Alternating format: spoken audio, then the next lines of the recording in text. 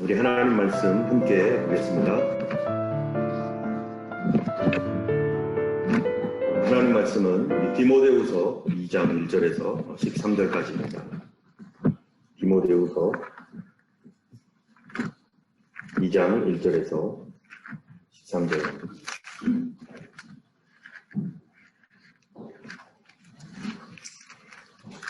우리 다 같이 한 목소리로 2장 1절에서 13절까지를 함께 읽겠습니다. 내 아들아, 그러므로 너는 그리스도 예수 안에 있는 은혜 가운데서 강하고 또 내가 많은 증인 앞에서 내게 들은 말을 충성된 사람들에게 부탁하라. 그들이 또 다른 사람들을 가르칠 수 있으리라. 너는 그리스도 예수의 좋은 병사로 나와 함께 고난을 받으라. 병사로 근무하는 자는 자기 생활에 얽매이는 자가 하나도 없나니 이는 병사로 모집한 자를 기쁘게 하려 함이라. 경계하는 자가 법대로 경계하지 아니하면 승리의 관을 얻지 못할 것이며 수고하는 농부가 곡식을 먼저 받는 것이 마땅하니라. 내가 말하는 것을 생각해보라. 주께서 범사에 내게 총명을 주시리라. 내가 전한 복음대로 다윗의 씨로 죽은 자 가운데서 다시 살아나신 예수 그리스도를 기억하라.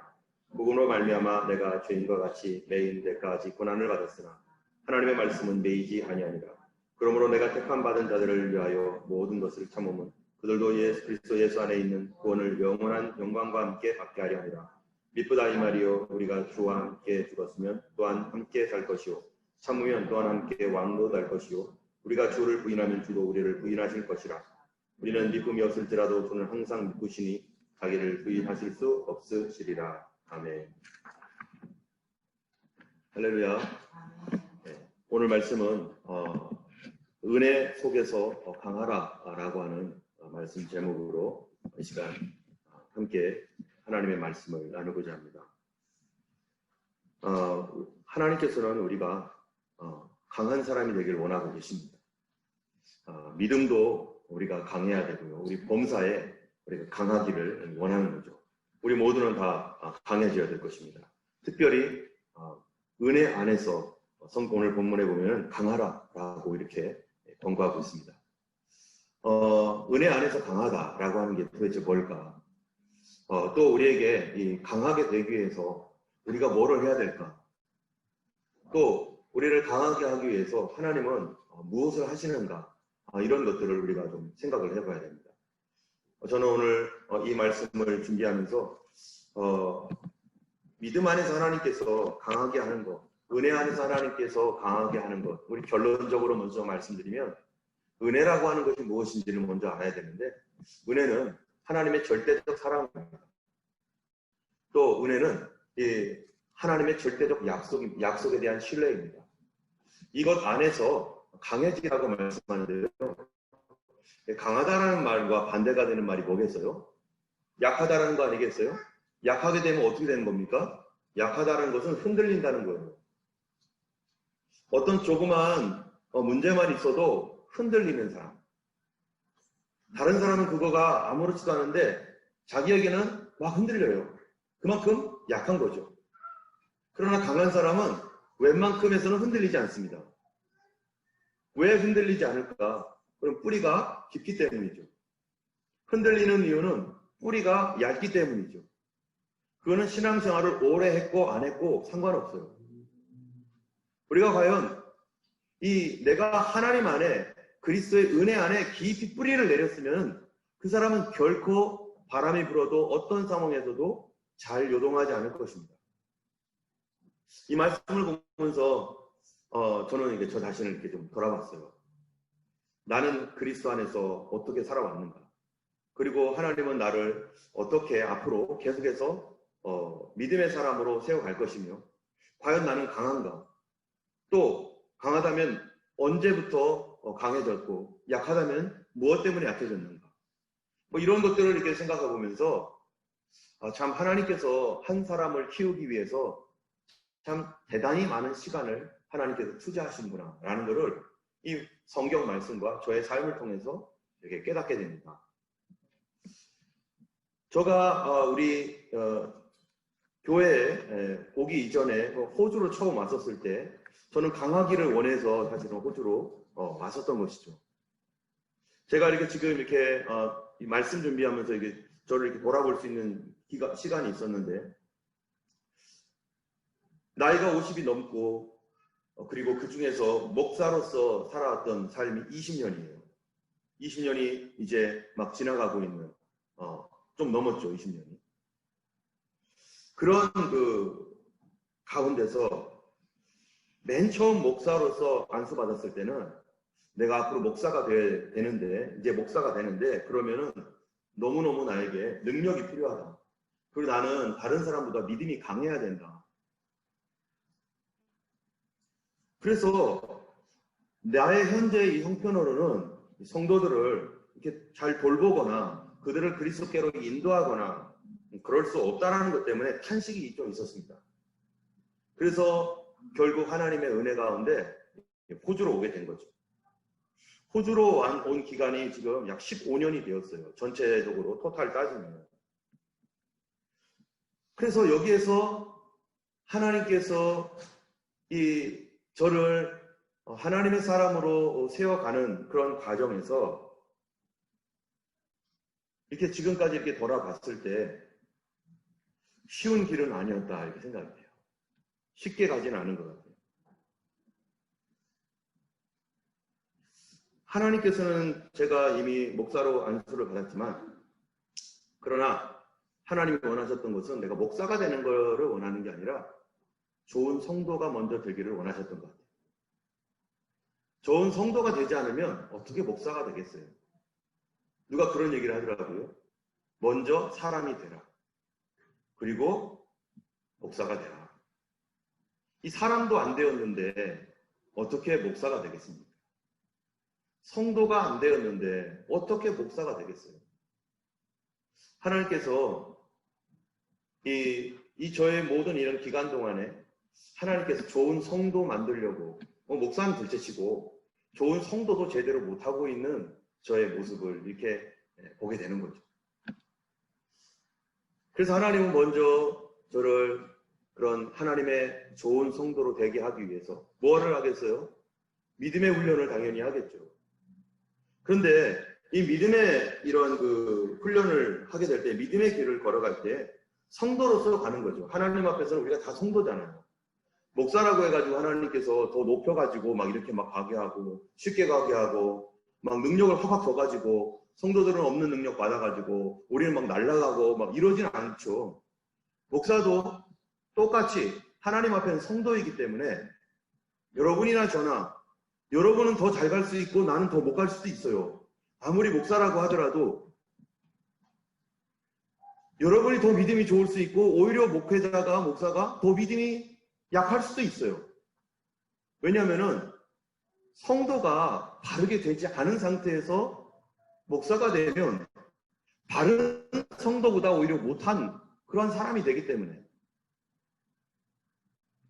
저는 초기에 여기 왔었을 때 제일 부러웠던 게 뭐냐면은 그 영주권이 있었으면 영주권 있는 사람이 영주권 있으면 모든 게 다 해결되겠다. 나라에서 혜택도 주죠. 영주권만 있으면 다 되겠다라고 하는 그런 그 가장 너무나 영주권 있는 사람이 부러웠었어요. 저희 교회에 저만 없었으니까 그 초기에. 또 자동차가 좀 고장 좀 안 나는 자동차 있었으면 좋겠다. 그러니까 얼마나 고장이 잘 나는지 뭐 3,000불짜리 하나 샀더니 하여튼간 수시로 고장이 나고 어떤 분이 1,000불짜리 자동차를 샀더니 속에서 1,000불이 나더라 뭐 이렇게 얘기까지 하는데 정말 1,000불 날 정도로 어디 가면 무서워서 못 가요. 가다가 설까봐 차가 중간에 딱 서버리면 그것처럼 애매한 게 없는 거죠. 제발 나도 고장 안 나는 자동차 좀 있었으면. 또 이사를 자주 하니까 이사를 좀 덜 갔으면 좋겠다. 또 아이들 그 학비나 뭐 이런 케어하는 것에 필요한 그런 그 재정들, 또 생활비라든지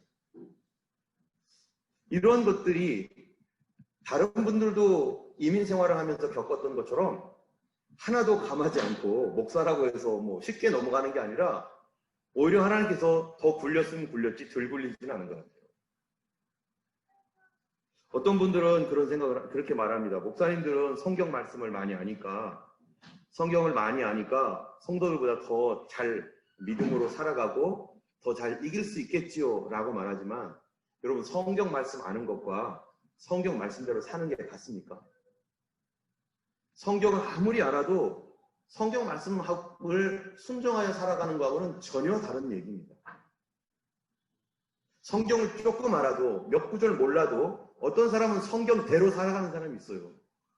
근데 아무리 많은 지식을 갖고 있어도 신학교 교수님이 돼도 한 번도 하나님 말씀대로 살아가 본 적이 없고 그 말씀을 경험해 본 적이 없으면 오히려 이제 막 예수 믿고 말씀 순종했던 성도들보다 오히려 못한 사람이 되고 이름은 뭐 목사요, 교수요, 또는 뭐 장로요, 집사요, 권사요 별별 얘기를 다 거의 다 타이틀을 붙여도 하나님 말씀 성경을 외운 거하고 말씀대로 살아가는 거하고는 완전 다르기 때문에 하나님 보시는 눈은 전혀 다릅니다.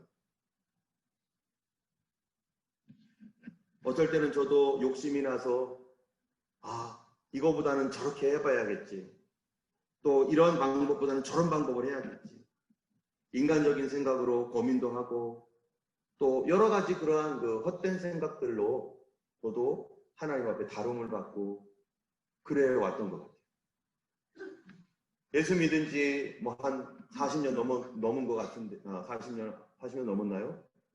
하여튼간 목사가 된 지 20년이 되었어도 여전히 두려움과 부족함과 또 하나님 앞에서 아직도 하나님 음성 헷갈리고 어떻게 하나님의 말씀대로 살 수 있을까 염려하고 걱정하고 있는 생활의 염려와 걱정, 근심들이 똑같이 있는 그런 그 형편이 저의 형편이기도 하고 오히려 여기 계신 분들 중에서는 저보다 믿음이 더 견고하고 더 든든한 분들도 있을 것입니다.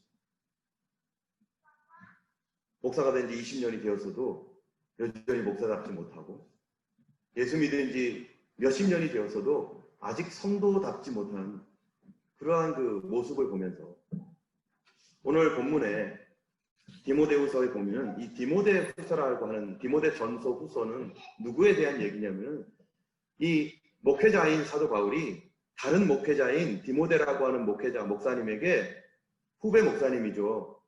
하나님께서 주신 감동을 가지고 목사는 이렇게 살아야 돼.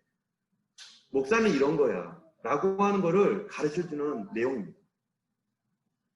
이제 어떻게 하면 목사로 살아갈 수 있을까? 이거는 목사로 살아가는 그 목회자들에게만 하는 것이 아니라 더 중요한 건 뭐예요? 어떻게 하면 좋은 성도가 될까?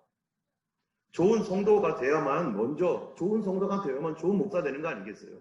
좋은 사람이 되어야만 사람이어야만 목사가 되는 거 아니에요? 사람도 아닌데 어떻게 목사가 돼요?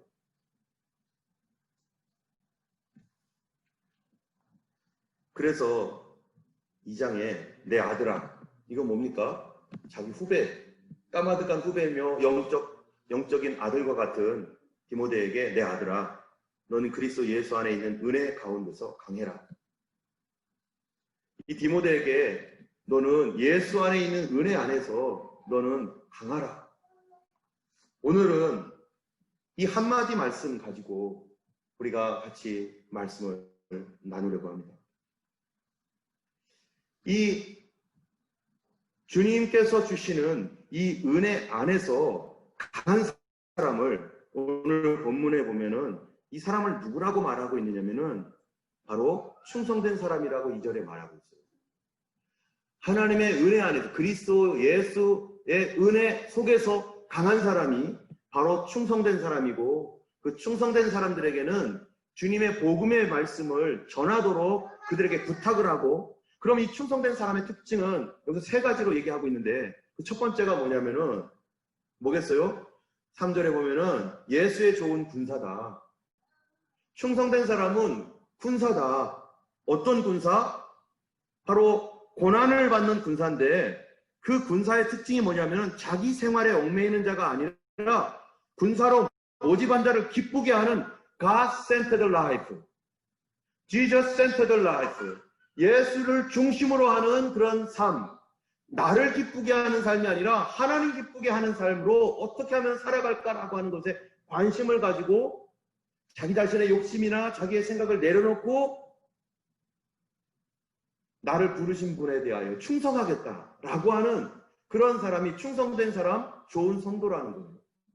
좋은 성도가 돼야지 좋은 목사가 되는 거죠.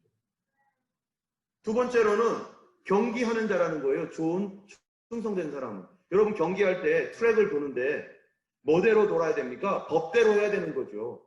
반칙 쓰면 안 되죠.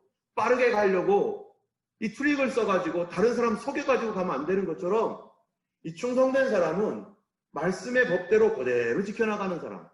힘들고 어려워도 반칙 쓰거나 부정직하게 하지 않고 그대로 해나갈 수 있는 그런 사람이 충성된 사람이고 바른 성도이고 그런 사람이 누가 돼야 되는 거예요? 목회자가 돼야 되는 거죠. 그러려면은 뭐가 필요한가? 바로 디모데 전서에서 이미 얘기했어요. 경건을 연습하라. 경건 연습이 되어 있지 않으면 우리의 소망을 하나님께 두지 않으면 내가 뭔가를 이루어야 되고 내가 뭔가를 해야 된다라고 하는 것, 이 욕심 저 욕심 자족하는 마음 없이 저것도 뺏고 이것도 뺏고 하면서 세상에서 높아지고 모든 것을 다 누리려고 하는 마음을 가지고 성도가 되려면 성도가 못 된다는 거죠. 법대로 가는 게 아니니까. 영적인 법칙이 있는데. 세 번째로는 그 사람은 어떤 사람인가? 바로 농부라는 것입니다. 6절에 보면은. 수고하는 농부가 어떻게 하는 거예요? 때를 따라서 때를 따라 시즌을 기다려서 농사를 짓잖아요. 이 농부는 자기가 아무리 농사를 잘 짓고 싶어도 이 때를 못 맞추면 안 되는 거죠. 씨를 뿌릴 때 씨를 뿌려야 되는데 씨를 뿌릴 때 오히려 거두려고 하고 있고 열심히 잡초를 뽑고 그래야 될 시기에 잡초 뽑을 생각은 안 하고 얘는 쉬어야지 이러고 있으면은 절대 안 되는 거죠. 농사하는 사람은 어떤 사람입니까? 그 사람은 시즌을 아는 사람이에요. 계절을 알고 그 계절에 맞춰가는 사람이죠. 하나님의 뜻을 알고 하나님의 뜻에 합당하게 맞춰가는 사람. 그런 사람이 농부가 아니겠어요? 그래서 충성스러운 사람이라는 것은 하나님의 뜻에 맞춰줄 줄 아는 사람. 자기 생각이 아니라. 이런 사람이 되기 위하여 뭐로 해야 되느냐? 은혜 안에 강해져야 된다. 그렇다면 이 말 안에는요. 우리는 원래 강한 사람은 아니다라는 거예요. 우리는 원래 강한 사람은 아닌데 하나님께서 우리를 어떻게 하기를 원하는가? 강한 사람으로 우리를 이끌어 가시고 강한 사람이 되도록 우리를 인도하신다. 할렐루야. 여기에 계신 모든 사람들은요. 하나님이 예수를 믿게 되면 반드시 하나님이 다루십니다. 뭘 달라요? 좋은 성도가 되게. 좋은 성도는 어떤 성도예요? 옆에 분한테 얘기해 주세요. 좀 멀리 계시지만 충성된 사람입니다. 여러분 충성됩니까? 어떤 분이 저는 늘 생각하는 게 있어요. 그 충성하면은 늘 어떤 분이 얘기했던 것이 항상 생각나요. 충성은 뭘까? 어떤 분이 그런 얘기를 했어요. 어느 한 나라의 왕이 있는데요. 이 왕 앞에 어떤 신하가 있는데 이 신하는 얼마나 왕 앞에서 알랑거리는지 하여튼간 막 이러면서 다른 어떤 사람보다도 더 그 왕 앞에서 막 그냥 왕한테 잘 보이려고 막 애를 쓰고 막 그런 왕이 있어요. 그런데 옆에 있는 대신들이 보니까 배가 아파. 저놈은 왜 이렇게 저렇게 알랑거리고 왕한테 저렇게 그러는 거야. 저 간신배 같은 저 인간. 저거 조금 있으면 또 마음 변하고 그럴 거 아니야? 그런데 어느 날 왕이 어려움을 당하고 힘들어질 때 그 앞에서 알랑거리던 이 사람 어떻게 했을까요? 여전히 똑같이 왕이 힘을 잃고 있는데도 여전히 그 사람 앞에 예전처럼 똑같이 하더라는 거예요. 그래서 어떤 분이 그런 얘기를 해요. 아부와 충성의 다른 점이 뭐냐? 여러분 아부하는 것과 충성하는 것의 다른 점이 뭘까요? 충성도 얼마나 열심히 자기가 페이스풀하게 합니까? 그 사람 앞에서. 아부는 어떻게 했어요? 아부도 얼마나 그 사람 앞에서 겉으로 보기엔 페이스풀합니까? 근데 아부와 충성, 여기 혹시 영어 아부 뭔지 알아? 누가 좀 알려주세요. 영어로 아부. 뭐죠 아부? 아무도 하여튼간 뭐라고? 모르면 할 수 없어요. 문 넘어가요. 듣다 보면 알 거예요. 아부는 뭐냐? 열심히 잘하다가 힘들어지고 어려우면 마음 돌이키는 게 아니래요. 그거는 아부하는 사람의 특징이래요. 그 사람이 상대방이 약해지거나 또 나를 더 이상 도울 수 없는 사람 같을 때는 그때 내 마음도 돌이켜서 에이 먹을 거 없네, 에이 더 이상 이익 안 되네 하면서 자기 마음을 휙 돌리는 건 아부다. 근데 충성은 뭐냐? 그 상대방이 어떤 상황에 있든지, 이 사람이 강했든지 약했든지 기뻐했든지 슬퍼했든지 위험에 처했든지 어느 상황에서든지 흔들리지 않고 끝까지 그 사람에게 예전처럼 하는 것, 그게 충성이라는 거예요. 그래서 충성은 끝까지 가는 거고 아부는 가다가 쉬는 거예요. 나에게 이익이 없으면 언제든지 돌아서는 것. 겉으로 보기엔 똑같은데 하나는 faithfulness, 하나는 끝까지 가는 거고 하나는 중간에 계속해서 턴. 하나님은 어떤 하나님인가? 하나님은 우리를 충성스럽게 만들으시는 하나님, 충성스러운 마음을 갖게 하시는 하나님. 충성스러우려면 이익과 상관이 없는 거예요. 옛날에 우리가 조선시대 때나 뭐 이럴 때 왕조가 바뀌면 충신들이 있습니다. 그 충신 중에 우리가 뭐 대표적인 충신이 고려에서 조선으로 넘어갈 때 대표적인 충신이 누구였어요? 신숙주였나요?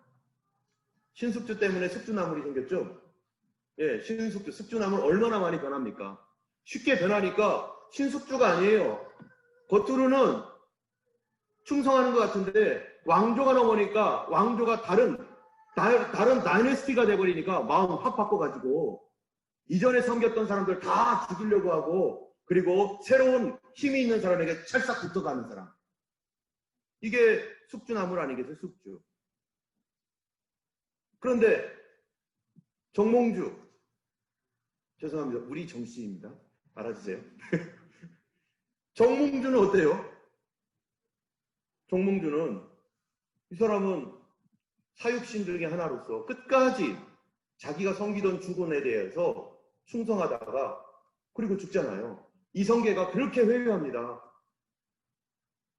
그렇게 회유하면서 시를 써가지고 이런들 어떠하리 저런들 어떠하리 만수산 뭐죠? 드렁치기 얽혀진들 어떠하리 뭐 이러면서 시를 쓰죠. 그러나 이 몸이 죽고 100번 고쳐주고 백골이 진토되어 넋이라도 있고 없고 미명한 일편단심 변할 줄이 있으랴. 이게 누구 얘기예요? 정몽주의 시 아니겠어요? 이 몸이 죽고 100번을 또 죽어도 한 번 결정했던 충성, 그거 내가 변하지 않는다. 이 얼마나 변하지 않는 이 사람이 충성하는 충신 아니겠어요? 진짜 충성스러운 사람은 어려울 때 알아봅니다. 누가 진짜 페이스풀한가.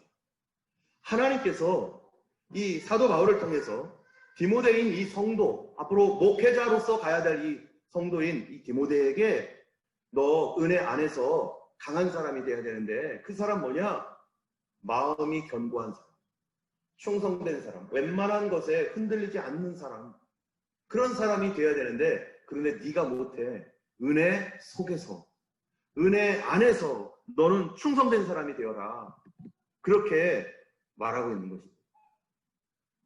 저도 목회를 하면서 여러 사람을 봤는데 어떤 사람은 정말로 페이스풀한 사람이 있어요.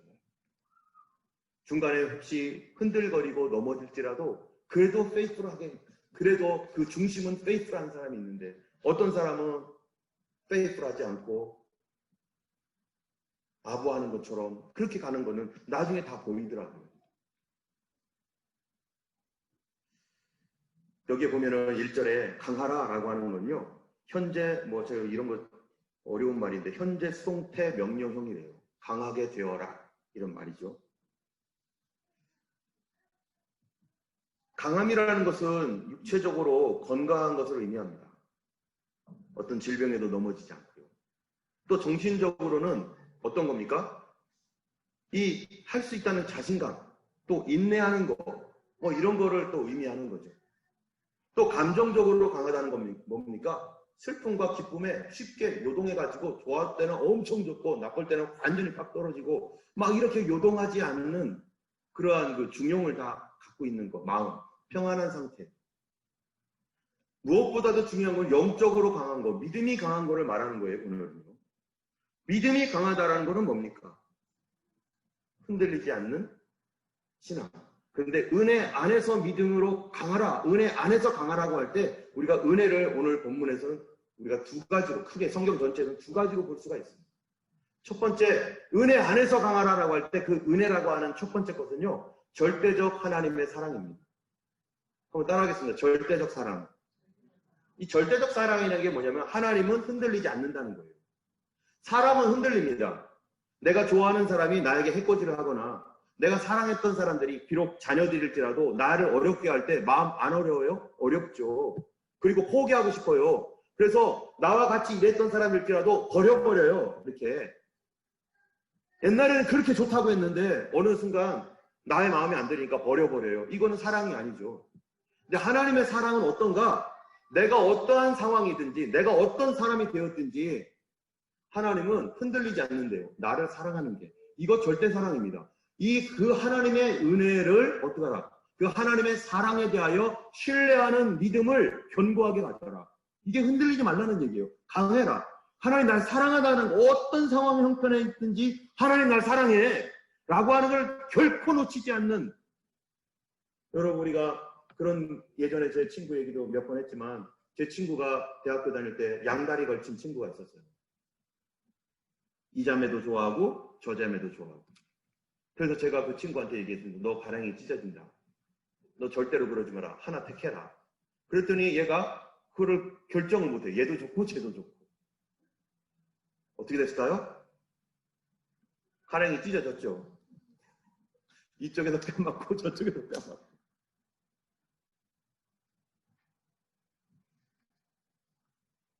이 사람이요. 이 사람이 좋아하면은요. 마음을 이쪽으로 싹 쏠리고. 저 사람이 좋아하면 저쪽으로 쏠리고. 아니야, 둘 다 좋아해가 이쪽도 쏠리고 저쪽도 쏠리고.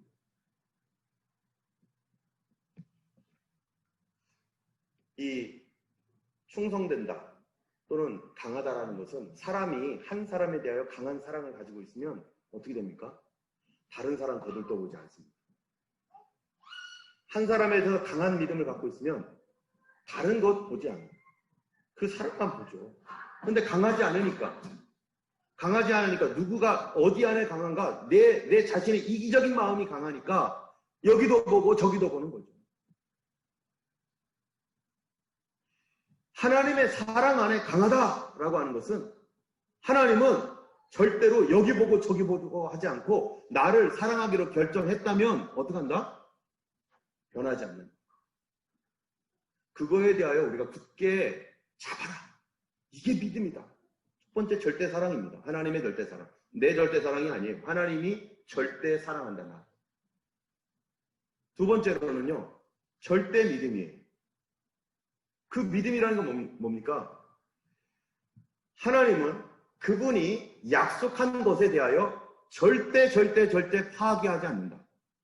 그 하나님은 한 번 말씀하신 거 거짓말하지 않고 반드시 지키신다. 때문에 어떤 사람들이 와가지고 그거는 있을 수 없는 일이야, 말도 안 되는 일이야 이럴 때 움직이지 말고 그거 붙잡고 있어. 상황이 어떻게 변하든지 간에 하나님께서 나에게 개인적으로 약속했던, 성경에 약속했던 약속이건 간에 세상이 다 변해도 결코 변하지 말아라. 사람들은 다 변해요. 인류가 다 변했죠. 옛날에는 진리였던 것이 지금은 진리가 아니잖아요. 옛날에 조선시대 때 우리 유교 문화에 있어서 어떻습니까? 남녀 간에 결혼 전에 만약에 어떠한 릴레이션십을 가졌다. 그거는 돌에 맞아 죽을 일이었죠. 그 당시에는 그게 사람들에게 모두가 같은 얘기였어요. 그리고 성경적으로도 당연히 가정을 지켜야 되는 입장에서는 당연한 것이었고 그게 진리였죠.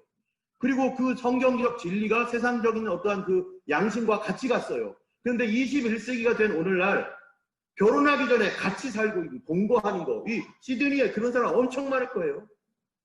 결혼도 안 하고. 또 심지어 동성애.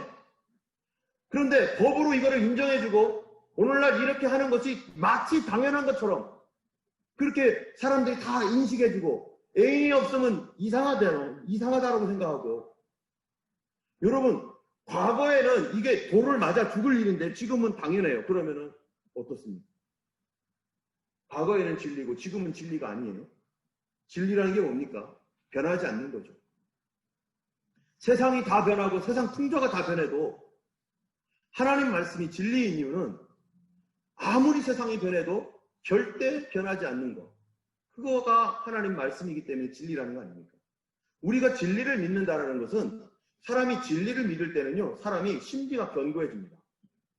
진리를 믿지 않을 때 상황에 따라 바뀌어요. 진리를 붙잡을 때 그 사람은 굉장히 그 심령이 견고한 사람이에요. 왜? 기준이 있으니까. 우리가 말씀의 기준이 있으니까. 하나님은 그분이 한 번 약속하신 것, 예수께서 한 번 입에서 뱉어놓으신 거는 취소하지 않습니다. 그분 반드시 이루셔요. 이거에 대하여 세상이 바뀌고 상황이 바뀌고 그럴 것 같지 않아도 어떻게 된다고요? 반드시 이루신다는 거예요. 그래서 예수님 오심에 대한 성경의 약속의 진리는 변하지 않을 뿐만 아니라 언제 오신다고 했어요? 도둑같이 오신다. 이게 무슨 말입니까? 안 올 것 같은 시대에, 도저히 이루어질 것 같지 않은 때에 갑자기 이루어진다는 얘기죠. 어떤 사람에게요? 지키고 있는 사람. 우리가 군대에 갔을 때, 여기 군대 갔다 오셨지만, 그런 사람들 많아요. 군대 가기 전에 애인이 있고, 결혼할 약속까지 단단히 했던 사람이 있습니다. 근데 남자가 2년 반, 3년 반 동안 군대 갔다 온 동안에 둘 중 하나가 변하는 수가 있어요. 그건 진짜 아니죠. 그건 가짜죠. 그건 감정일 뿐이었죠.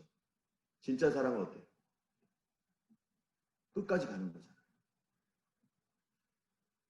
그런 데서 진짜와 가짜가 구분이 되는 거예요. 우리가 하나님 앞에서 어려움을 당할 때 내가 너무 무너져 있거나 내 상황과 환경이 너무 좋아가지고 하나님을 잊어버릴 정도로 되었을 때 내 마음이 변하는가? 어디까지 변하는가? 그것이 우리가 하나님께서 나를 다루고자 하는 분야입니다. 어떻게 해요? 충성스러운 사람들이.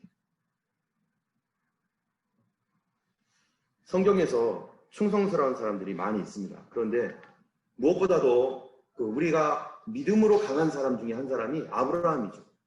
여러분, 아브라함은 불신자 가정에서 태어났습니다. 그 사람은 불신자였었어요. 75세까지. 그렇게 불신자로 살던 이 아브라함이 어느 날 노년 75세에 하나님을 믿게 됩니다. 하나님을 믿게 되어서 이제 믿음의 생활을 시작하는데 그 사람이 어떻게 시작을 했는가? 한 가지 때문에 시작했어요. 자기의 디자이어가 있었어요. 남들은 평범한데 자기는 평범하지 않은 거였어요. 그게 뭡니까? 아기 하나 갖는 거였어요. 나는 왜 아기를 못 낳을까? 나에게 아기 하나만 있으면 좋겠다. 근데 하나님께서 아기를 약속하신 거예요. 너에게 아기를 주겠다. 그렇게 아브라함은 그 말에 혹해가지고 그럼 나 하나님 믿겠어요. 그래가지고 믿음 생활을 시작합니다. 아브라함이 몇 살에 아기를 갖습니까? 100세에 아기를 갖습니다. 75세에 하나님께 부름 받아가지고 100살에 아기를 가지고 25년 동안 아브라함은 하나님을 믿어왔어요. 근데 아브라함이 하나님을 체험을 했는데 어떤 하나님을 체험했는가? 여러분 믿음 생활하면서 25년 동안 여러분 어떤 하나님을 체험했겠어요? 약속 주시는 하나님, 그쵸? 아들을 주겠다. 있을 수 없는 일을 지금 이루어주겠다고 해도 약속하시는 하나님. 인도하시는 하나님. 자기는 갈 바를 알지 못하고 어디로 가야 될지 모르는데 하나님이 가 이러니까 하여튼간 갔어요. 그런데 그래서 하나님 다 인도에서 따라왔어요. 인도에서 왔어요. 인도하는 걸 인도해 주시는 하나님. 또 자기의 실수와 잘못에도 불구하고 자기를 보호해 주시는 하나님. 이집트에 아무 말 없이 하나님 뜻도 아닌데 막 갔다가 거기서 얼마나 비겁한 자신의 모습을 보입니까? 자기 아내를, 자기 목숨이 위태로우니까 내 여동생이야 이렇게 속여가지고 아내를 팔아버려요. 우리는 그러지 않았잖아요. 그런 이거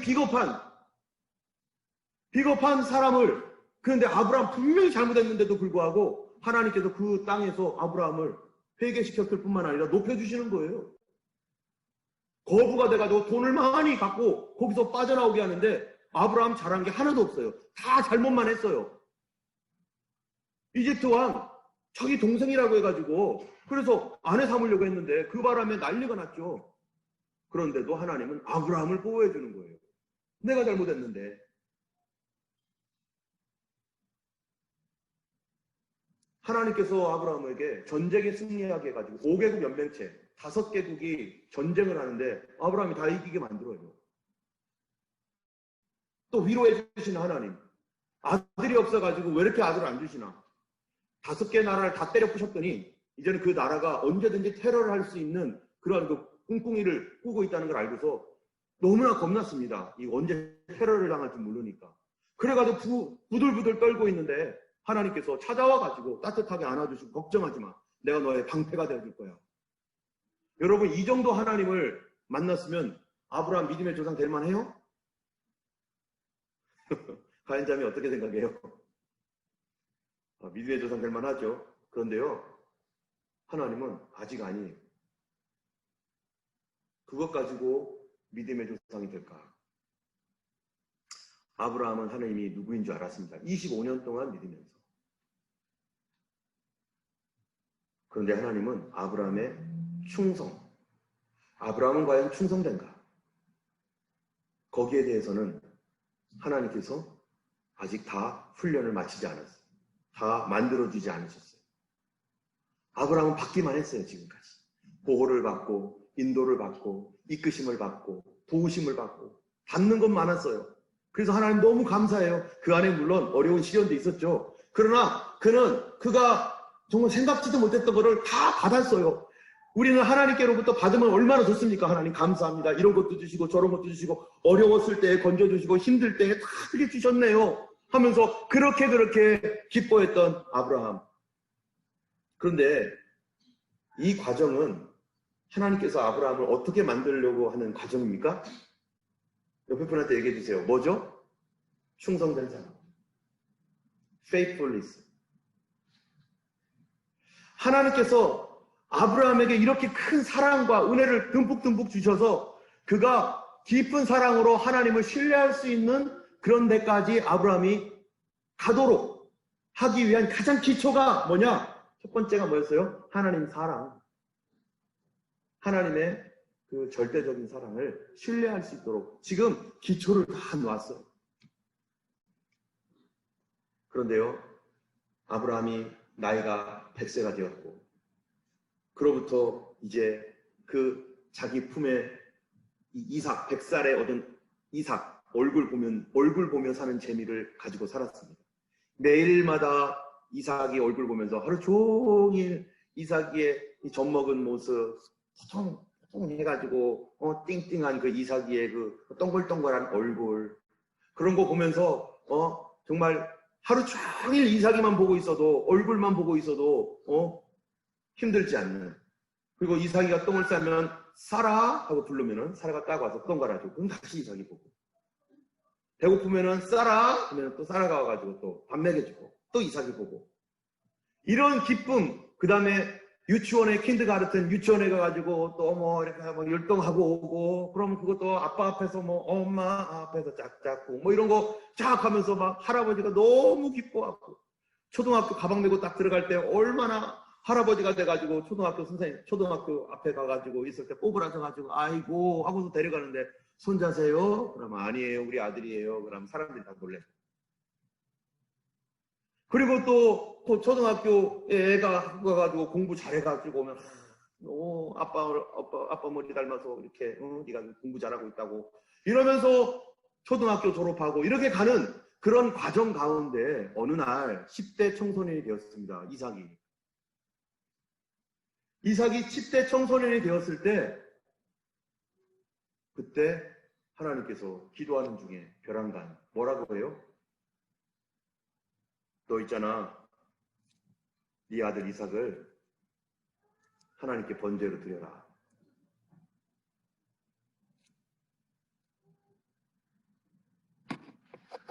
말도 안 되는 하나님의 이 음성을 듣습니다. 한 10대 청소년에 대해서 이제는 이삭이의 그 도움과 보호를 받으면서 정말 이 건장하게 자란 이삭이를 보면서 마음 든든해할 때 하나님께서 너 아들 번제로 드려. 하나님 너무하십니다. 언젠 주고 언젠 빼앗고 차라리 주질 마시지. 아니 애 이렇게 키워서 하나님께 번제 드리라고 애 키웠나요? 이러려고 차라리 없었으면 그냥 아픔도 없을 텐데 아니 이렇게 키워놓고 애 달라니 애를 그것도 내 손으로 죽여서 번제로 이게 말이 되는 소리예요. 사람을 어떻게 그런데 하나님께서 그거를 원하신다는 거예요? 아브라함이 완전히 쇼킹입니다. 쇼킹. 여러분 이런 비슷한 일을 겪은 사람이 하나가 또 있어요. 엘리사를 도왔던 수넴 여인이라고 있습니다. 엘리사가 말씀 전하면서 여기저기 여행을 하다 보면은 어디 또 이렇게 꼭 쉴 곳이 필요하잖아요. 그러면 가다가 보니까 이 수넴 여인이 엘리사가 여기저기 돌아다니며 사역은 많이 하는데 엘리사를 도울 사람이 없는 거예요. 그래서 우리 집 위에 좋은 방이 있는데 이 방을 엘리사가 언제든지 와서 쉴 수 있도록 우리 방을 엘리사를 위해 줘야겠다. 하나님의 일을 하는 분을 위해서 우리가 이거를 제공을 하자. 그래서 엘리사한테 말하기를 지나가길래 엘리사 선지자님 언제든지 오셔서 이 방은 당신을 위해서 마련해놨습니다. 언제든지 오셔서 쉬고 가세요. 한 달이고 두 달이고 1년도 괜찮아요. 우리가 다 서포트 할 거예요. 그러니까 엘리사가 얼마나 감사해요.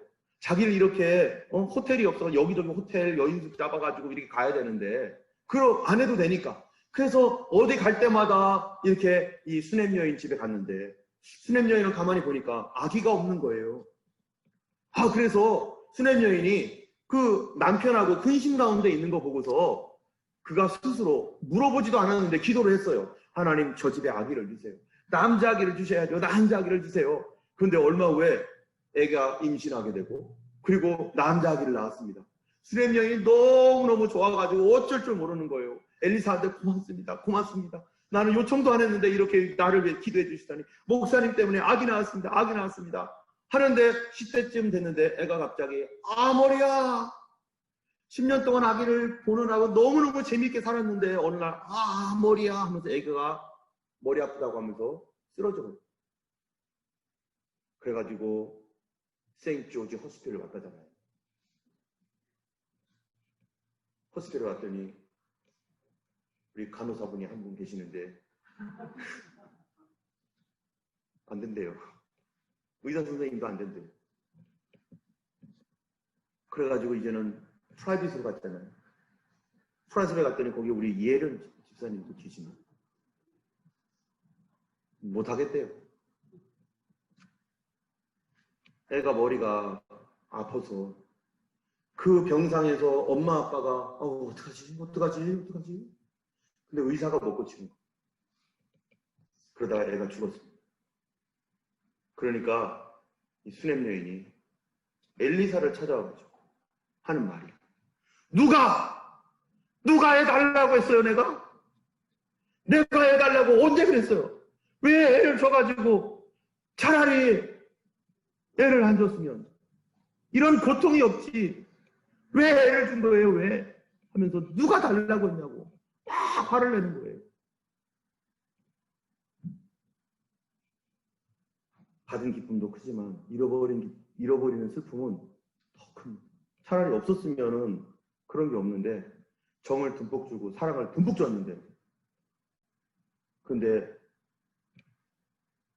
그걸 어느 날 갑자기 숨이 걷어지고 가져가면 이것처럼 내가 죽는 것보다 더 괴로운 그 고통을 받는 거예요. 그런데요, 이 블레임을 듣고 우리 엘리사가 하나님 앞에 기도한 뒤에 이 아이를 하나님 살려주세요 하고서 그 아이에게 엎어져 가지고 그 아이를 살려냅니다. 하나님께서 그 엘리사의 기도를 들어준 거죠. 여러분 그때 수넴 여인 반응이 어떻겠어요? 와, 좋다! 이러겠어요? 나 죽고 싶어.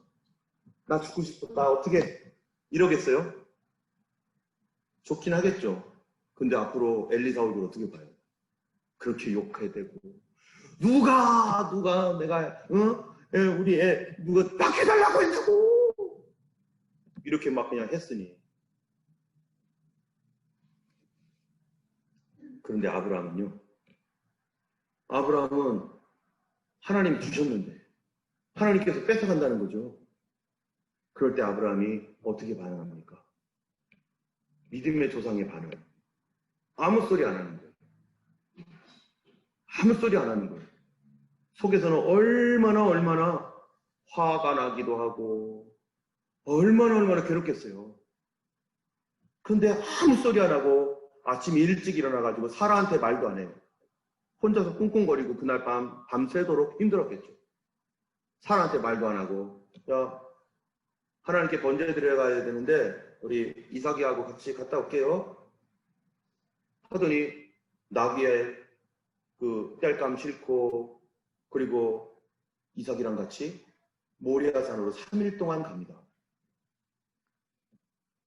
3일 동안 초복 올라가면서 이제 나귀도 더 이상 못 올라가는 산이 되어서 나귀 내려놓고 종들 데리고 왔는데 종들 여기서 기다려 하고, 그 다음에 이 번제를 드리려면은 뭐를 하고 있냐면은 나무, 불을 태워야 되니까 나무를 지고 가야 돼요.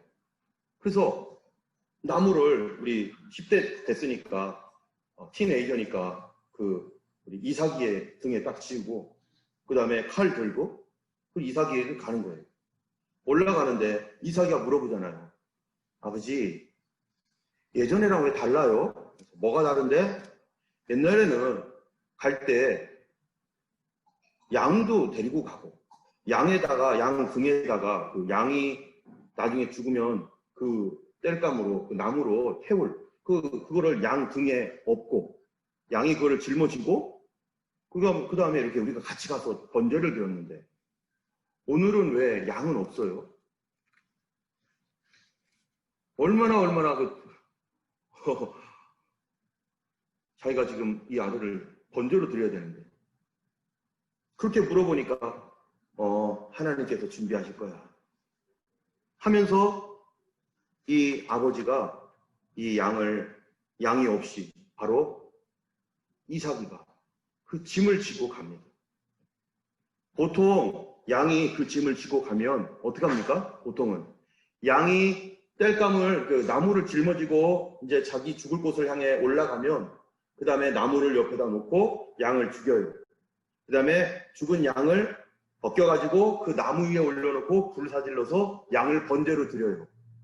근데 오늘은 양은 없고 지금 양이 짊어졌던 그 나무를 누가 짊어지고 가요? 이삭이가 짊어지고 가요. 그 나무를 이삭이가 짊어지고 가는데 이삭이는 상상도 안 하는 거죠. 내가 짊어지고 갈 이 나무 위에 내 시체가 벌러덩 누워가지고 불태워질 거다. 상상도 할 수 없는 거죠. 나를 그렇게 사랑하는 아버지가 나를 죽일 거라고는 상상도 안 하는 거죠. 그러니까 이삭이가 짊어지고 막 갑니다. 근데 아빠가 어떻게 해요? 할아버지 100살이 넘은 120살 됐을라나요? 110몇 살 된 할아버지가 이러면서 막 이렇게 동요매요 아들을. 근데 이삭이는 어떻게 해요? 아버지 왜 이러시지? 왜 나를 이렇게 묶지? 그리고 자기를 장작돔 위에 고개 놓고 누이는 거예요. 그냥 누웠어요. 무슨 장난하시나? 여러분, 이삭이가 왜 이렇게 아버지가 자기를 묶고 분위기 이상한데 죽이려고 하는데도 왜 눕죠? 왜 거기 순순하게 따라갑니까? 이삭이는요, 아버지가 자기를 죽이지 않을 것이라는 거에 대하여 철저한 뭐를 갖고 있겠어요? 확신이 있죠. 아버지 나를 안 죽여. 아버지 왜 그러시는지 모르겠는데 그렇게 아버지가 나를 사랑했는데 나를 죽이지 않지. 내가 비록 묶여있고 나를 지금 장작더미에 올려놓고 이래도 아버지가 그럴 리는 없지. 근데 아브라함은 죽이려고 작정을 한 거죠. 번제를 드리려고. 하나님이 하라니까. 하나님이 하란다고 그거까지요? 근데 아브라함이 손을 들어가지고요. 이삭을 향해서 내려치려고 하는 그 순간 하나님께서 스탑! 스탑! 하나님 급하게 막 그냥 스톱이라고 했어요. 그러면서 하신 말이 뭐예요? 아브라함아, 내가 이제야 네가 얼마나 나를 경외하는지, 이 말을 다른 말로 말하면 뭐겠어요? 나를 신뢰하는지, 나를 믿고 있는지 내가 알았다. 너 저기 보면은 양이 있어. 내가 준비해놓은 양이 있어. 아들 이삭을 풀고 양을 데려다가 죽입니다. 그래서 거기서 번제를 드려요. 그런데요, 여러분 믿음이 뭡니까? 믿음은 나의 가장 소중한 것을 하나님께 드릴 수 있는 데까지 가는 게 믿음일까요? 믿음은 내가 그렇게 좋아하는 것, 소중한 것들조차도 하나님께 바칠 때 아무 말 없이 네, 그러세요. 하는 데까지 우리를 이끌어가고 그렇게 되도록 하는 게 믿음일까요?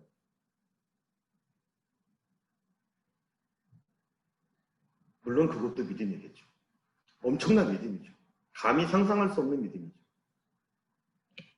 그런데 성경에서는요, 그것보다 더 중요한 얘기를 하고 있어요. 우리 창세기 히브리서 11장 17절부터 19절까지 한번 켜주세요. 제가 한번 읽어볼게요. 한번 읽어보겠습니다. 시작. 아브라함은 시험을 받을 때 믿음으로 이삭을 드렸으니 저는 약속을 받은 자로 돼 그 독생자를 드렸느니라. 저에게 이미 말씀하시기를 내 자손이라 칭할 자는 이삭으로 말미암으리라 하셨으니 저가 하나님이 능히 죽은 자 가운데서 다시 살릴 줄로 생각한지라. 비유컨대 죽은 자 가운데서 도로 받은 것이니라. 자, 가장 귀한 아들을 하나님이 데려와 내가 가져갈 거야 라고 할 때의 반응을 보신 걸까요? 하나님께서 아브라함은 어떻게 할 건가? 반응을 보신 걸까? 다시 한번 보여줘 보세요. 아브라함의 반응을 보는 게 아니라요, 아브라함의 견고한 믿음을 보는 겁니다. 어떤 믿음이요? 하나님 말씀하신 거에 대하여 어떻게 신뢰하고 있는지, 절대적 신뢰를 하고 있는지 한번 보세요. 아브라함이 시험을 받을 때 독생자를 드렸어요. 그런데 이 독생자를 드리는데 그 다음 얘기가 중요해요. 그 다음 얘기 보기 전에 한번 보세요. 어떤 실험실에서 교수님이 있었어요. 교수님이요, 여기에 물컵이 있는데 이 물에 아주 더러운, 그냥 뭐 담배꽁초에다가 뭐 이런 것들을 여기다 잔뜩 집어넣은 아주 더러운 물이 있는 거예요. 더러운 물. 이 더러운 물이 있는데요, 이렇게 하면서 자 여러분, 연구를 하려면은 여기에 있는 이런 거 다 통과해야 되거든요. 자, 제가 따라하는 거 보시고 여러분 같이 하세요. 그러더니 갑자기 손가락 하나를 거기다 뚝 집어넣더니 그걸 묻혀가지고요, 그걸 먹는 거예요. 거기에 있는 사람 뭐가 침도 뱉었죠. 자기들이 하기 전에 그랬어요. 담배꽁초 자기들이 침 뱉은 거 뭐 그런 게 있었어요. 근데 이거를 여기다가 해놓고 쭉 하고더니 보여주니까 뭐가 침 같은 게 끈적거리는 게 보이잖아요. 이러다 갑자기 쑥 하고 먹어버린 거예요. 여러분들 다 나같이 하세요. 어떻게 했을까요? 모든 사람이 다 찍어 먹었어요. 근데 교수님이 여러분 다 페일입니다. 그랬어요. 왜 페일이었을까요? 고생은 고생대로 했어요. 어떻게 했냐면 교수님은 이렇게 놓고 딱 찍고서 요 손가락 안 놓고 요 손가락 놓고 딱 찍고, 근데 그 사람들은 딱 찍고 하는 거예요. 자세히 안 본 거예요. 자세히. 나에게 이 더러운 거를 먹으라고 하는 줄 알고 있는 거예요. 나를 잘 관찰해봐라. 여기 잘 관찰해보세요. 아들 빼앗았다고 아들 빼앗을 때 편안하게 빼앗기십시오 라고 하는 건가? 그게 아니에요. 18절. 저에게 이미 뭐라고요? 어떻게? 이미가 중요한 거예요. 이미. 이삭을 바치기 전에 이미 하나님 말씀하셨어요. 내 자손이라 칭할 자는 이삭으로 말미암으리라. 그러면 이삭이 악이 나을 거예요? 안 나을 거예요? 이삭이 아기 낳을 거라는 얘기예요. 이삭이 아기 낳을 건데 그러면 지금 아브라함이 이삭이를 데리고 모리아산에서 죽이려고 하면은 이삭이 죽이면 어떻게 되는 거예요? 아기가 안 낳잖아요. 이삭이가 여기서 죽으면 아기가 안 낳잖아요. 아브라함에게 하신 말씀이 뭡니까? 이삭을 통해서 내 씨가 번성하게 될 거다. 이삭이를 통해서 이삭이는 안 죽어. 이삭이를 통해서 내 씨가 번성할 거야. 여러분 창세기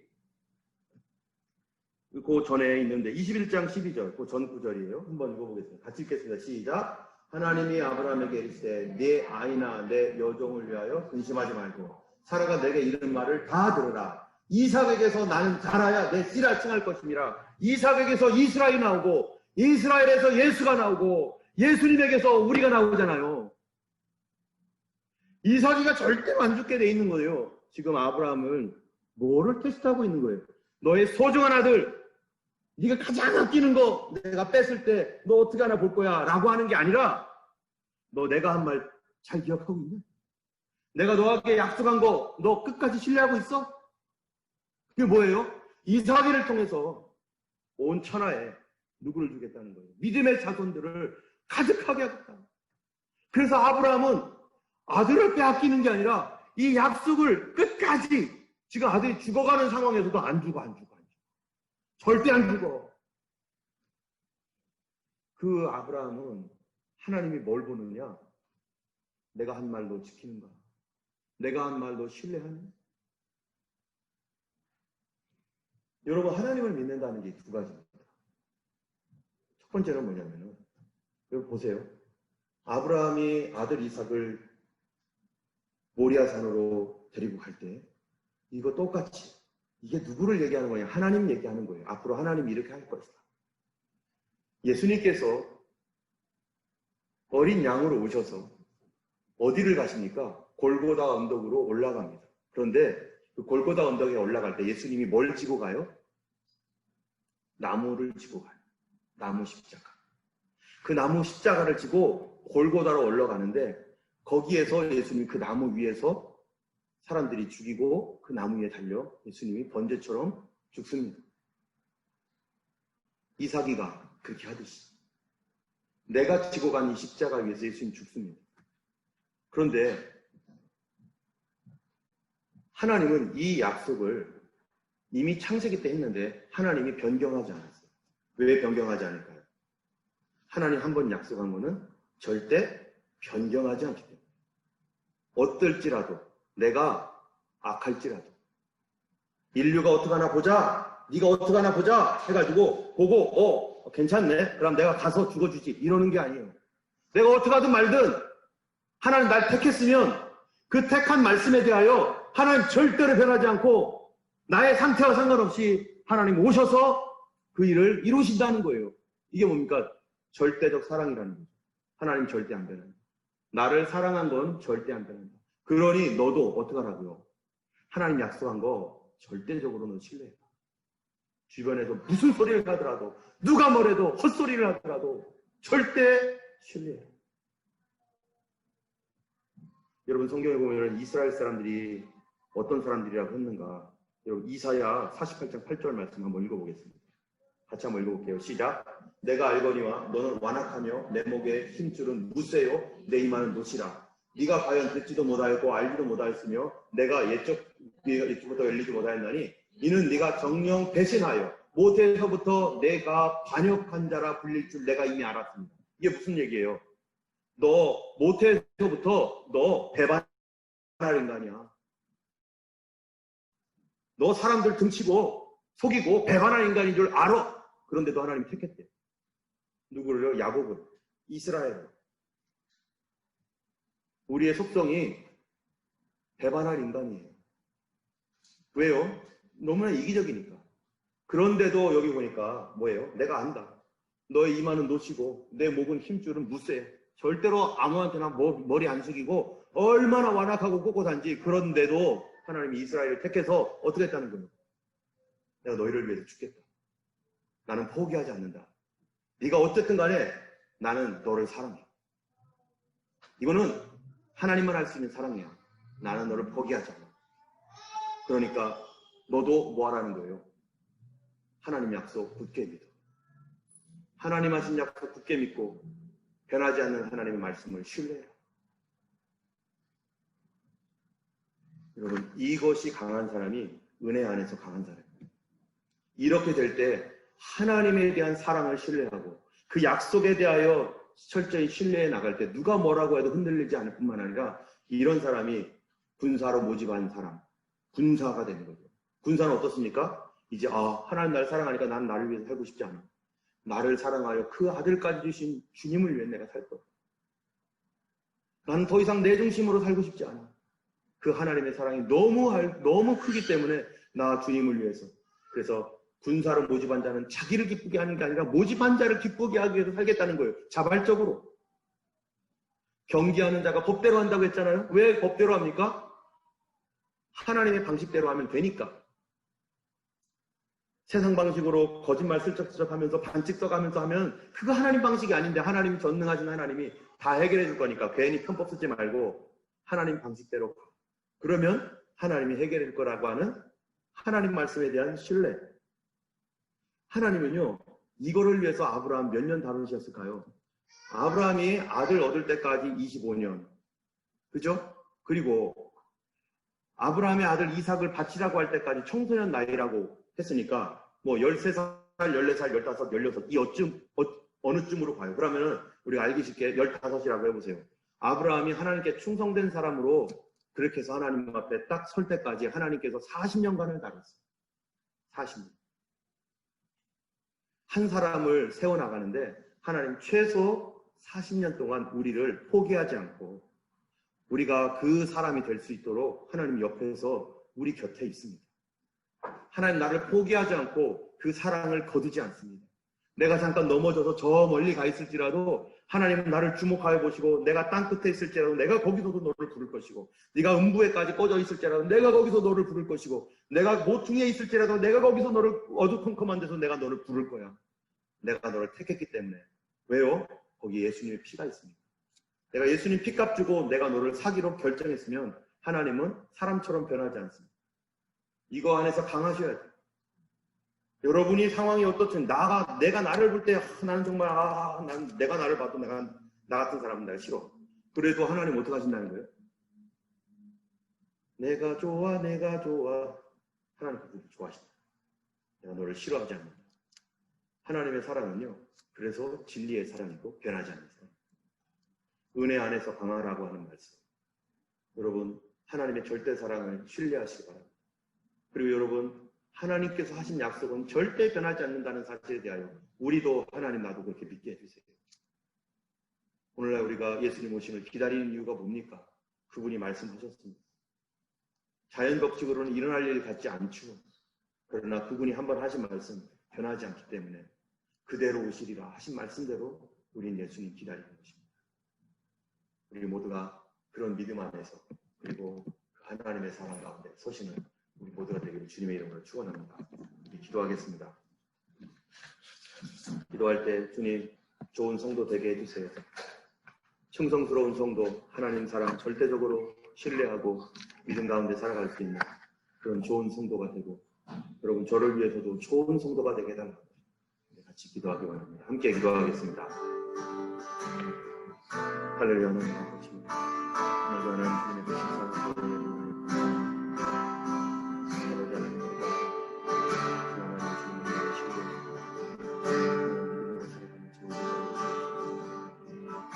우리는 하나님 편한 주님을 믿으시고 하나님 변치 않는 나를 끝없이 끌고 계십니다. 아브라함을 향해 사시는 모든 대표님과 하나님 나의 성장을 지나가는 충동스러운 사람으로 바꿔주십시오. 변하지 않는 사람으로 바꿔주십시오.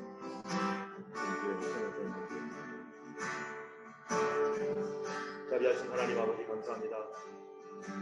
우리는 배반하는 사람이고 우리는 주님을 멀리하며 이기적으로 내가 좋을 때만 주님께 가까이 가려 하고 필요할 때만 주님을 붙잡는 악한 자이지만 그런 줄 알고서도 주께서 예수의 피를 하나님 참으로 지불하시고 나를 사셔서 아버지 배반하는 나를 충성스러운 나로 바꿔주시고자 지금도 옆에서 우리 안에서 성령으로 일하고 계시는 것을 감사합니다.